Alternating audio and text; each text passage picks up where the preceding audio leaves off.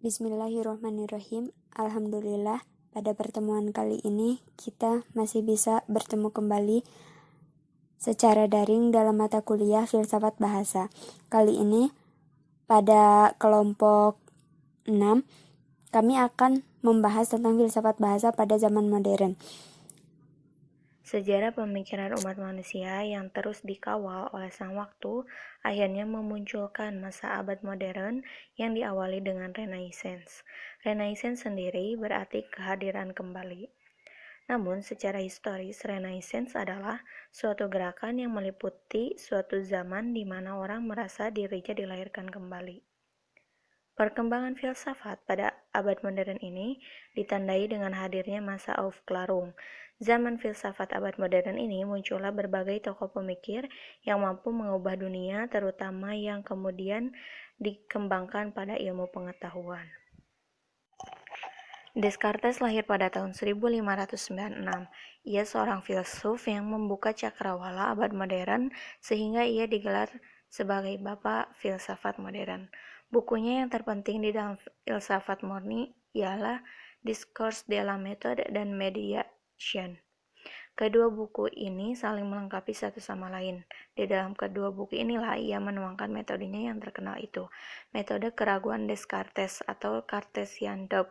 Metode ini sering juga disebut Cogito Descartes atau metode Cogito saja. Ia mengetahui bahwa tidak mudah meyakinkan tokoh-tokoh yang berada di gereja bahwa dasar filsafat haruslah rasio. Tokoh-tokoh gereja waktu itu tetap yakin bahwa dasar filsafat haruslah iman, sebagaimana tersirat dalam jargon Credo ul Intelligam dari Anselmus itu. Untuk meyakinkan orang bahwa dasar filsafat haruslah akal, ia menyusun argumentasi, sehingga argumentasi itu tertuang dalam metode Cogito tersebut. Untuk menemukan basis yang kuat bagi filsafat, Descartes meragukan lebih dahulu segala sesuatu yang dapat diragukan. Awalnya ia mencoba meragukan semua yang dapat diindra, objek yang sebenarnya tidak mudah diragukan. Inilah awal pertama metode Cogito tersebut. Dia meragukan adanya badannya sendiri. Keraguan itu menjadi mungkin karena pada pengalaman mimpi, halusinasi, ilusi, dan juga pada pengalaman dengan roh halus yang ada sebenarnya itu tidak jelas. Pada keempat keadaan itu, seseorang dapat mengalami sesuatu seolah-olah dalam keadaan yang sesungguhnya. Di dalam mimpi, seolah-olah seorang mengalami sesuatu yang sungguh-sungguh terjadi, persis seperti tidak mimpi atau terjaga. Begitu pula pada pengalaman halusinasi, ilusi, dan kenyataan gaib. Descartes memulai filsafat dari metode. Metode keraguan yang ia kemukakan bukanlah sebuah tujuan, melainkan metode ini bergerak dari keraguan menjadi kepastian. Dari metode ini berjalan sebuah deduksi yang dari mana ia menggunakan premis-premis, yang dari sana ia mendeduksi keyakinan. Pemikiran Descartes sangat besar pengaruhnya terhadap perkembangan filsafat bahasa, terutama metode analisis, karena metode inilah yang ia dirikan.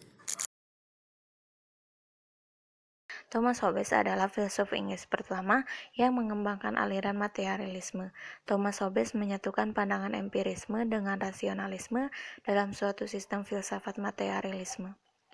Orang pertama pada abad ke-17 yang mengikuti aliran materialisme di Inggris adalah Thomas Hobbes sendiri. Menurut Hobbes, filsafat adalah suatu ilmu pengetahuan yang bersifat umum, sebab filsafat adalah suatu ilmu pengetahuan tentang efek-efek atau akibat-akibat. Sebagai penganut materialisme, pengenalan atau pengetahuan diperoleh melalui pengalaman. Pengalaman adalah awal dari segala pengetahuan, juga awal pengetahuan tentang asas-asas yang diperoleh dan diteguhkan oleh pengalaman. Segala pengetahuan diturunkan dari pengalaman. Dengan demikian, hanya pengalamanlah yang memberi jaminan kepastian. Pemikiran filsafat materialisme yang dikemukakan oleh Thomas Hobbes sangat besar pengaruhnya terhadap perkembangan filsafat bahasa, baik yang berkaitan dengan pemikiran filsafat analitik maupun terhadap perkembangan pemikiran hakikat bahasa, yang merupakan dasar-dasar perkembangan ilmu linguistik pada periode selanjutnya. John Locke adalah seorang filosof Inggris yang memiliki pemikiran empirisme, yang merupakan sintesa dari rasionalisme René Descartes dengan materialisme Thomas Hobbes. Walaupun Locke menggabungkan beberapa pemikiran Descartes, namun ia menentang ajaran-ajaran pokok Descartes. Ia menentang teori rasionalisme mengenai ide-ide dan asas-asas pertama yang dipandang sebagai bawaan manusia. Menurut Locke, segala pengetahuan datang dari pengalaman dan tidak lebih dari itu. Akal atau rasio bersifat pasif pada waktu pengetahuan didapatkan. Akal tidak melahirkan pengetahuan dari dirinya sendiri, namun diperoleh dari luar akal melalui indrawi. Di tangan empirisme Locke, filsafat mengalami perubahan arah. Jika rasionalisme Descartes mengajarkan bahwa pengetahuan yang paling berharga tidak berasal dari pengalaman, maka menurut Locke, pengalamanlah yang menjadi dasar dari segala pengetahuan. Namun demikian, empirisme dihadapkan pada sebuah persoalan yang sampai begitu jauh belum bisa dipecahkan secara memuaskan oleh filsafat. Persoalannya adalah menunjukkan bagaimana kita mempunyai pengetahuan tentang sesuatu selain diri kita dan cara kerja pikiran itu sendiri.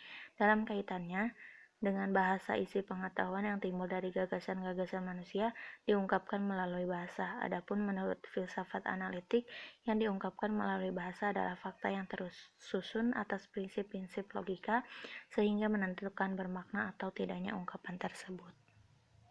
Sekian pemaparan tentang filsafat bahasa pada zaman modern dari kami. Mohon maaf apabila banyak kesalahan. Assalamualaikum warahmatullahi wabarakatuh.